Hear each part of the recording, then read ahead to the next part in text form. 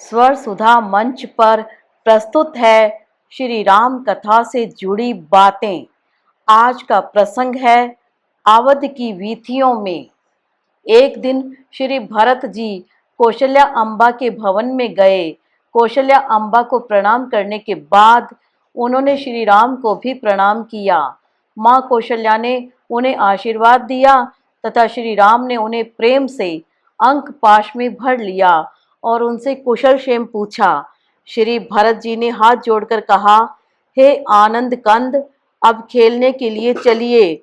आपके प्रिय सखा तथा अनेक बालक राजद्वार पर खड़े होकर आपकी प्रतीक्षा कर रहे हैं।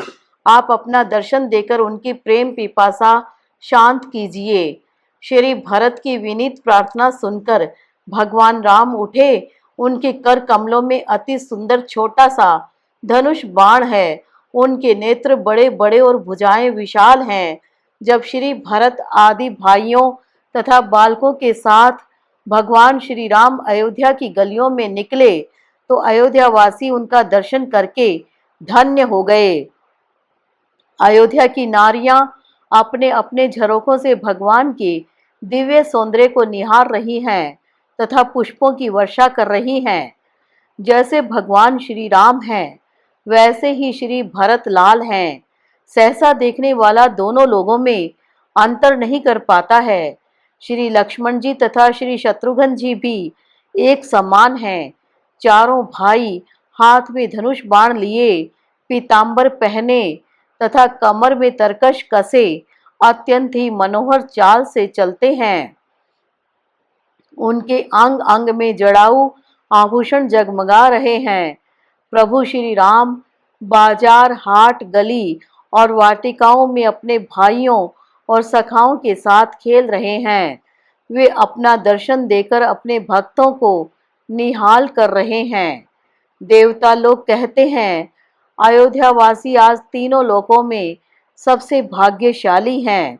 जिन भगवान के दर्शन की एक झलक पाने के लिए योगी, सिद्ध, तपस्वी तथा संत महात्मा अनेक प्रकार की साधनाएं करते हैं, वे ही परमात्मा आज अयोध्या वासियों के लिए सामान्य मनुष्य की भांति सर्व सुलभ हो गए हैं।